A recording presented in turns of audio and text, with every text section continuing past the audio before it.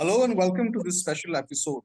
Almost a week after the Supreme Court in its verdict gave the Delhi government legislative and executive control over the administrative services, the situation in the national capital appears to be back to square one, with the Aam Aadmi Party approaching the Supreme Court once again and alleging that the center is trying to delay the implementation of its transfer orders. To understand the order in totality, and especially in the wake of this ongoing row between the bureaucracy and the Aam Aadmi Party government, we have with us Mr. Rajesh Kumar, a Delhi-based constitutional expert, and Mr. Naveen Nath, a senior advocate in the Supreme Court. Mr. Nath has also represented the Delhi government in one of its cases pertaining to Article 239 AA. So let me begin with Mr. Nath by asking this very fundamental question. Sir, post the verdict on May 11th, do we read the Article 239A differently? I don't think so, because actually, what the Supreme Court in the second Constitution Bench judgment interpreting Article 239 AA has done is actually substantially reiterate the broad contours of what was held in the 2018 judgment. Of course, what had actually happened was the first Constitution Bench judgment dealt with the fundamental issue of interpretation of 239 AA, and the court had no occasion to look at the aspect relating to services or specific issues with a microscope. Now, after 2015, when the central government issued a notification by which it sought to include services under its ambit, that is by restricting, apart from the excluded subjects, because 239 AA is a special provision under the constitution dealing with Delhi. What it said was the Delhi government has the power, the Delhi legislature has the power in respect of all matters which a normal state would have, with the exclusion of police, law and order, and land. So there were three excluded subjects over which the Delhi legislature was not given the power to deal with. Now, you see, under the constitution, legislative power, conferment of legislative power also has other incidental powers like the executive power. So when a state government or a central government exercises executive powers, it can do so only in respect of matters over which there exists legislative power. They are part of the same coin, as it were. So in this case, the 2015 notification of the central government chose to bring in services under the ambit of the central government. So that triggered off litigation, the Delhi High Court holding in favor of the central government and saying that the notification was valid. The matter came up to the Supreme Court. A two-judge bench of the Supreme Court disagreed with the differing judgments by two judges, and that's how the matter traveled to the Constitution bench. Now, the Constitution bench in the present judgment has actually elaborated on the whole issue of the federalism that we understand in the context of Delhi versus the central government, because as far as normal states are concerned, these issues don't arise. There is a clear demarcation. But in Delhi, because of 239 AA, the court holds that this is a sui generis power. The Delhi Union Territory is a different union territory. It's not like a normal union territory. It is sui generis by itself. So it has to, the court was therefore called upon to look at these aspects, particularly in the context of services.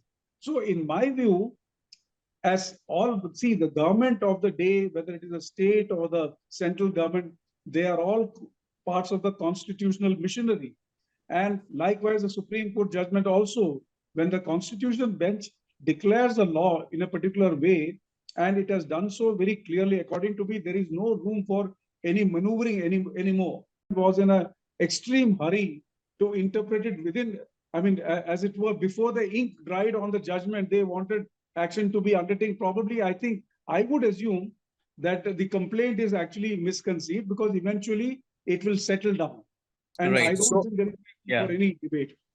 Okay, so Mr. Rajesh, just to bring you into this topic, After the judgment, after the May 11 judgment, is the union government constitutionally barred from legislative and the executive power over services under 239A? If I have to look at the judgment from this perspective, I would like to first clarify a little bit what actually had transpired since 2018 to 2023.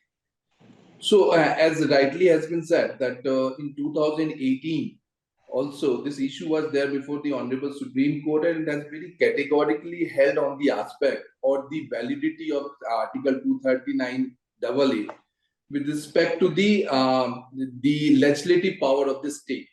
Now, let's read out the article. The two most important things which has been held in 2018 was that Article 239A, double A, Clause 3, Subclause A, very categorically says that except the three entries of Schedule 7, that is 1, 2, and 18, in rest of the part of the Schedule 7 of the state list and the concurrent list, the state government has a power to enact.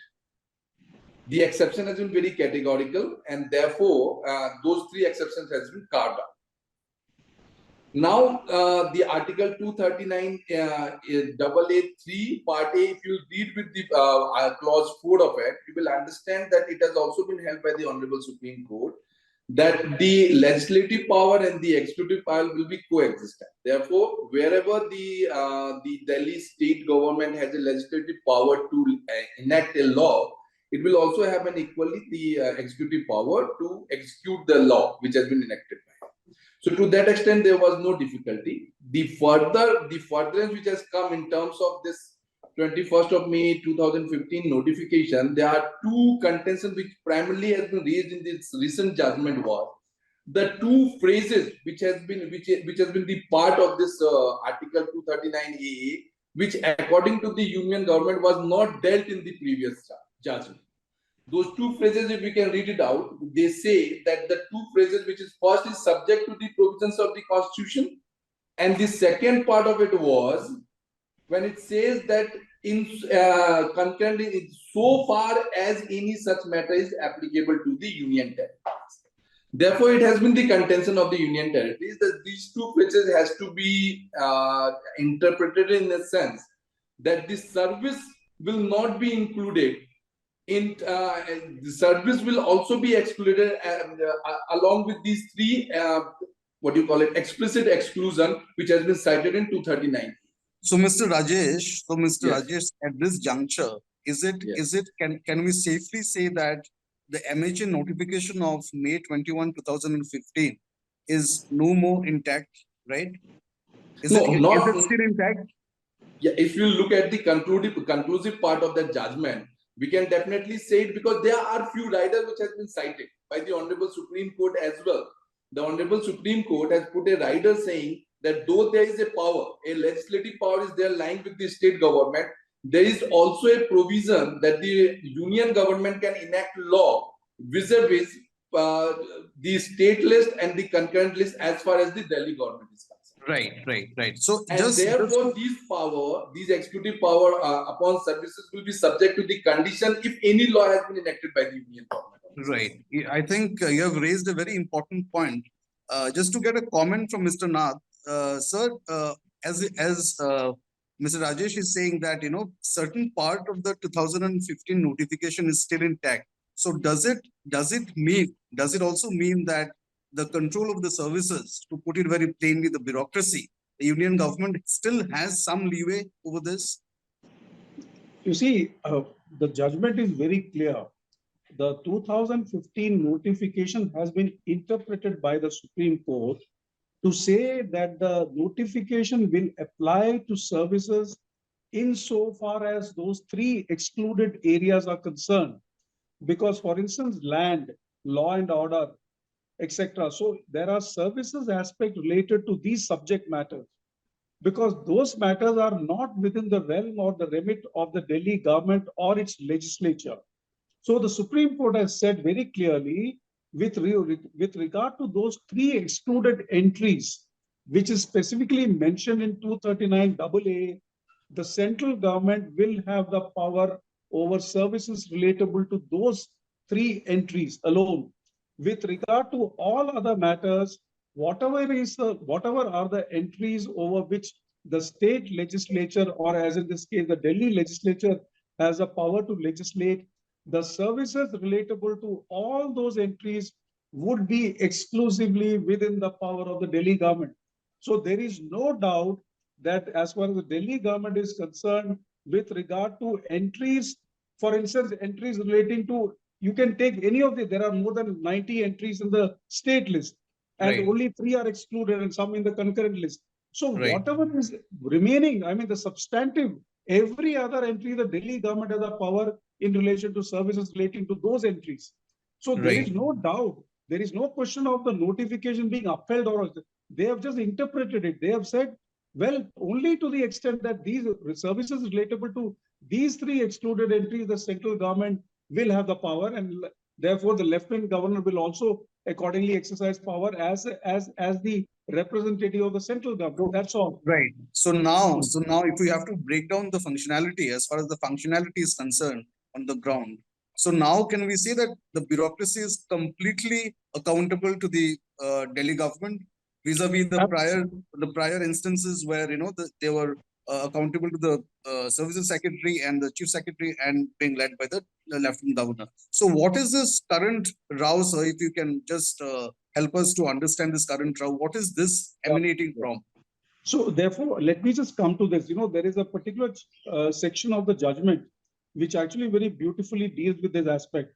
What the court says is that as bureaucracy is accountable to the minister, the minister is accountable to the state legislature, and the legislature is accountable to the electorate. So that's the kind of accountability principle that exists in a democracy, a representative democracy. That is the essence of representative democracy universally. So the court has referred to certain authors and certain judgments, etc., to come to this. Likewise, the same applies to the parliament, to central civil servants or central bureaucracy, as you would call it. So therefore, the question arose: what about all India services officers who are deputed under the state services? So the court said the same principle would apply if an IAS officer is deputed to the services department because he belongs to the Delhi cadre or the Union Territory cadre, he is posted to Delhi in a particular capacity. The power over him, it is the minister under whom he reports will have the power over him, and accordingly the government of the day will have complete control over that officer as to how to use or requisition his services. So the question of accountability of a bureaucrat or a civil servant, be it a bureaucrat belonging to the state service means the Union Territory service or an All India service, if he is at the disposal of the Union Territory government, he is accountable only to the government of the day and not to the central government. That's very clear.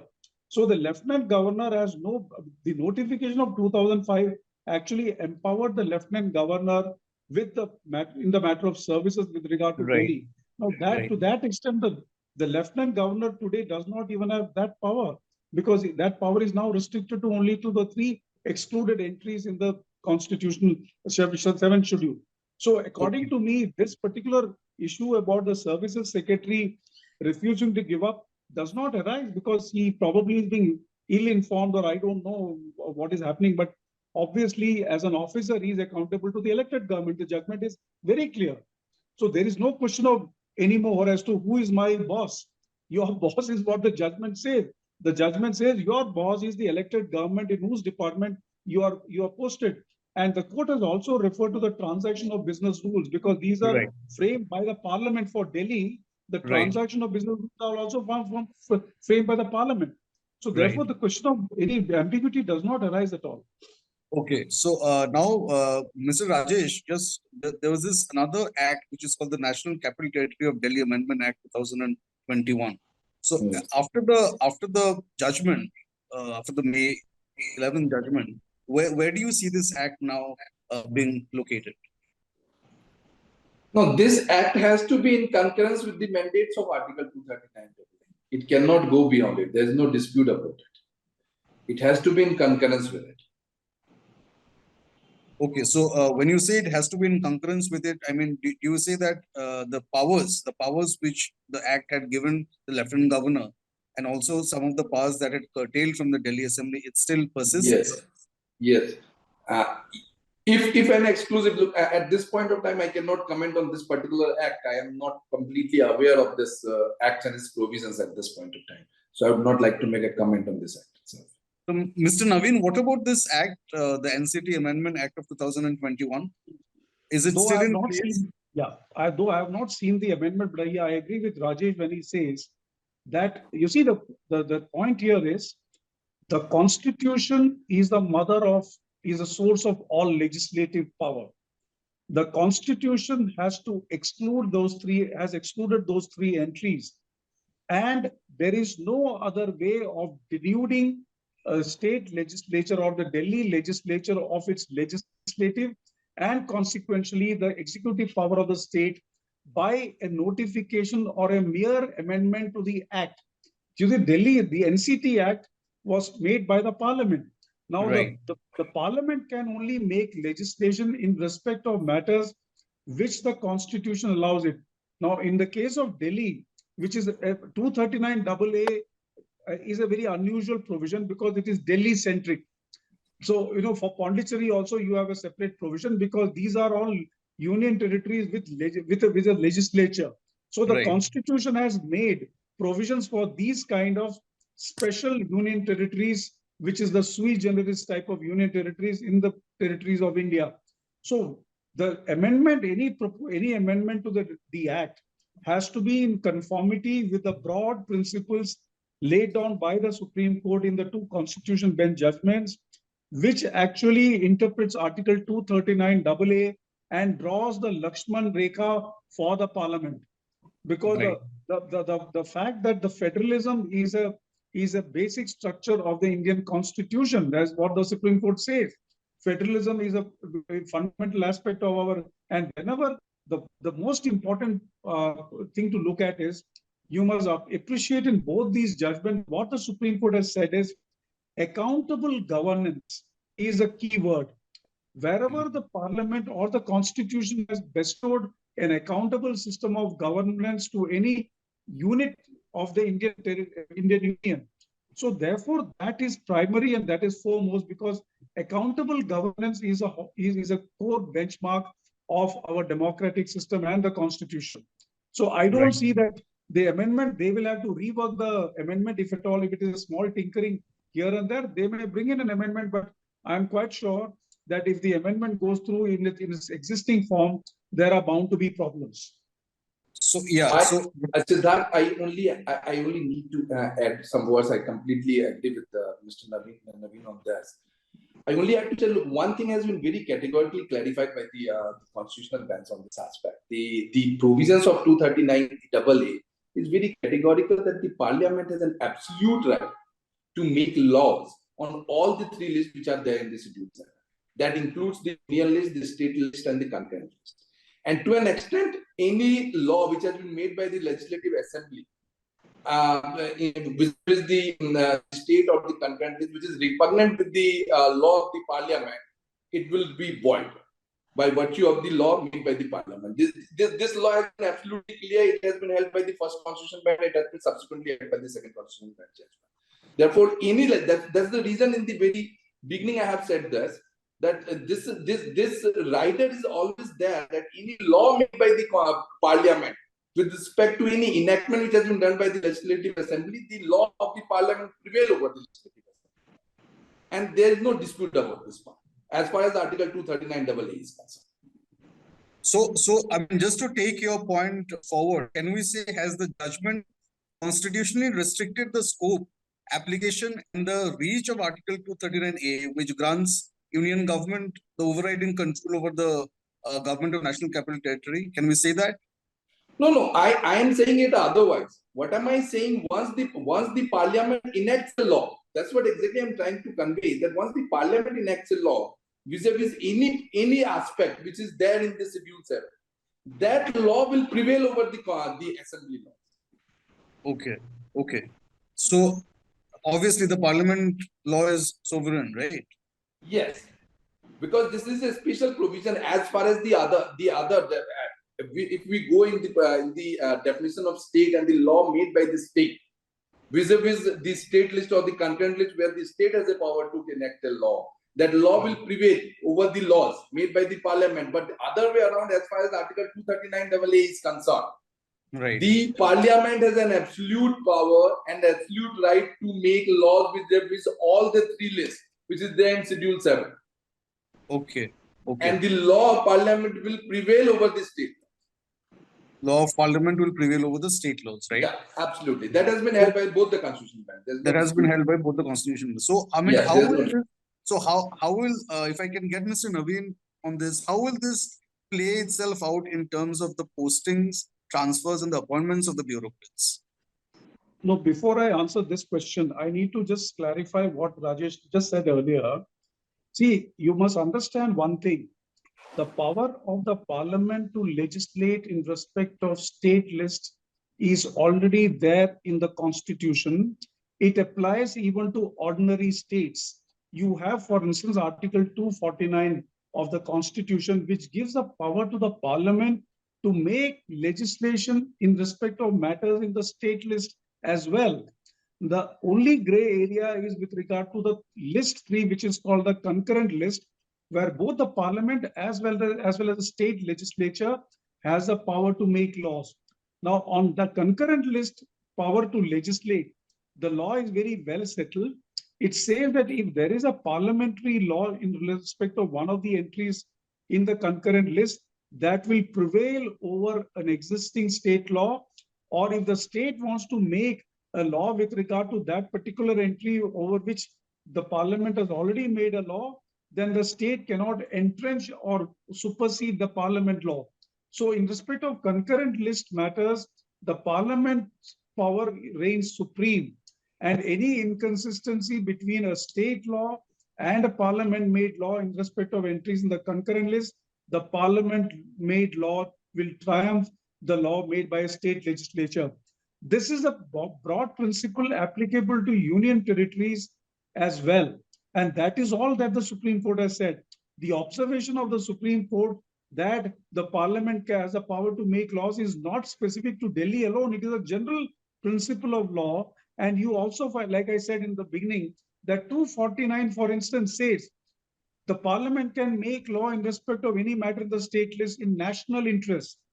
So Right. what is Right. national interest is a matter of debate. It can be a particular situation. It could be a national emergency. It could be a matter relating to an attack by an adversary or a neighbor. It could be any of those situations, the kind of an emergency kind of a situation, or even otherwise. Like, for instance, pandemic.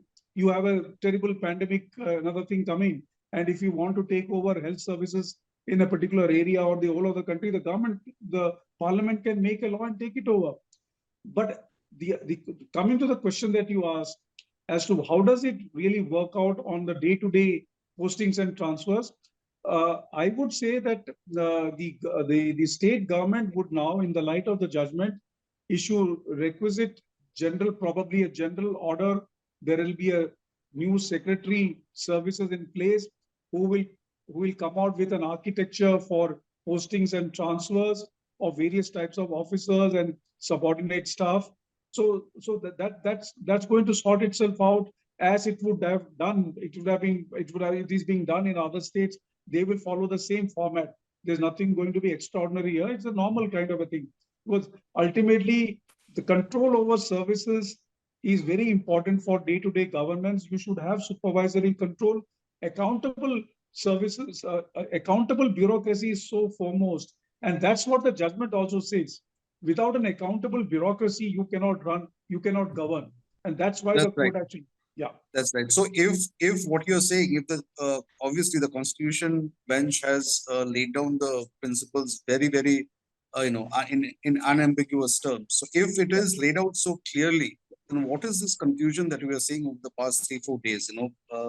The bureaucrats restricting to take orders, or complying with the governmental orders. Why is this so? If they know that they are accountable now to the new political bosses, the equation has changed.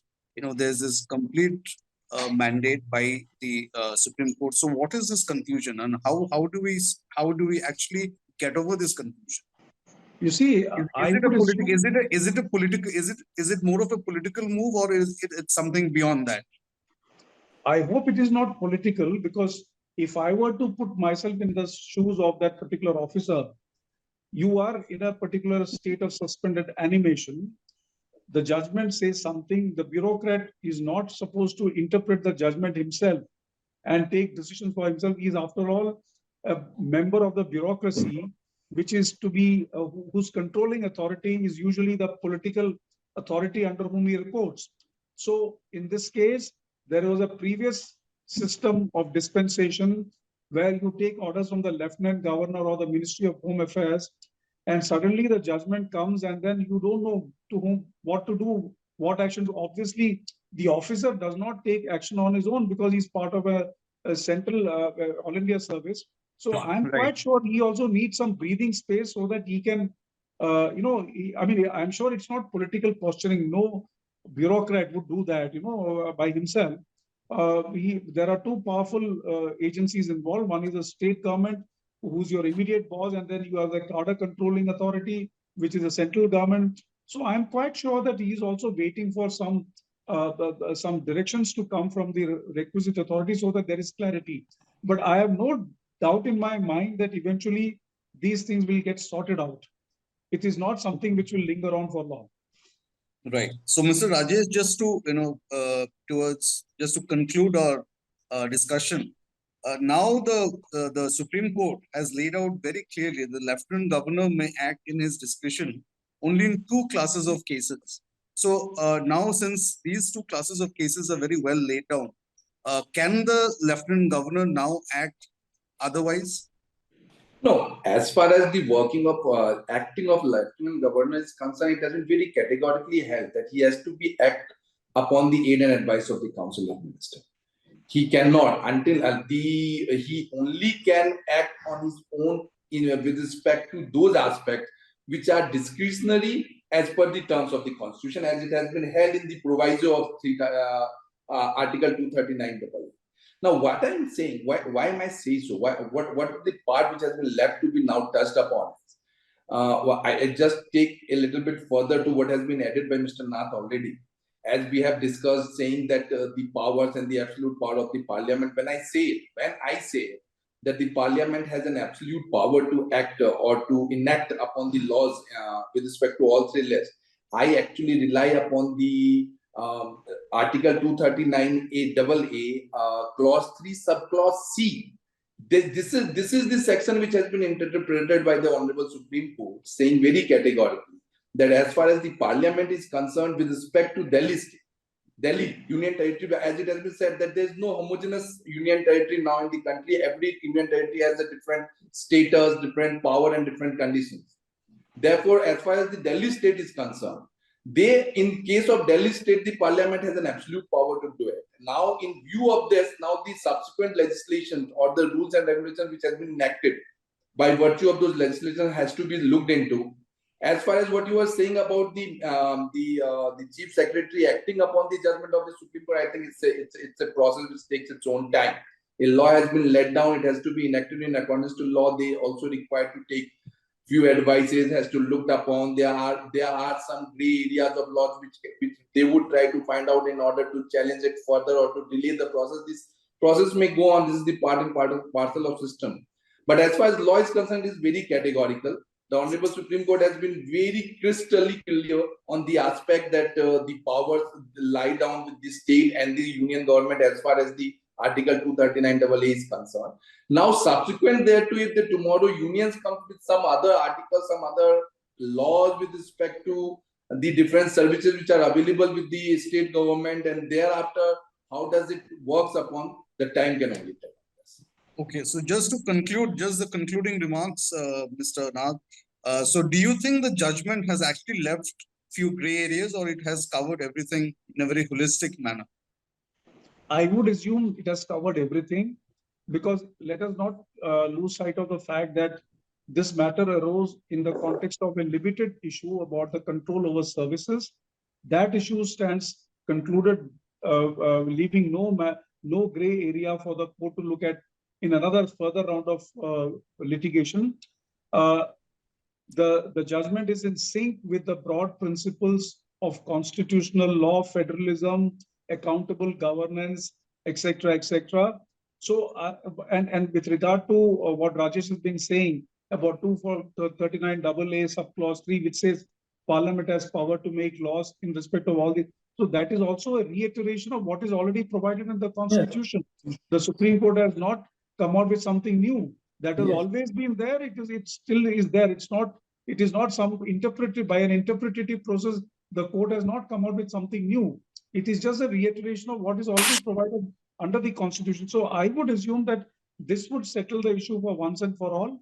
Of course, the Parliament has wide powers. It can come out with something.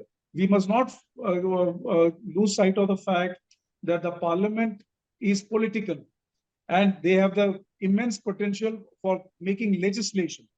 And that power is not that is not subject to any restriction except constitutional principles of whether it is beyond legislative competence, etc., etc.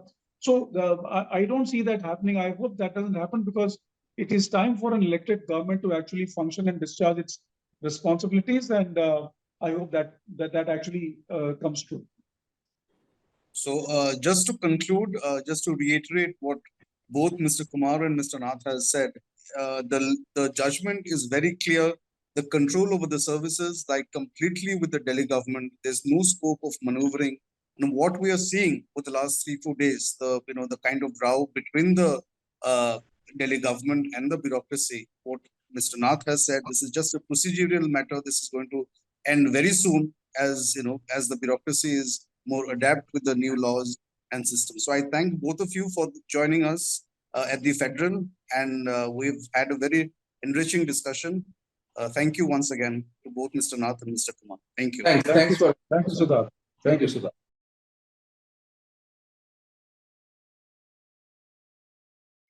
Subscribe to the Federal's YouTube page for more news and updates.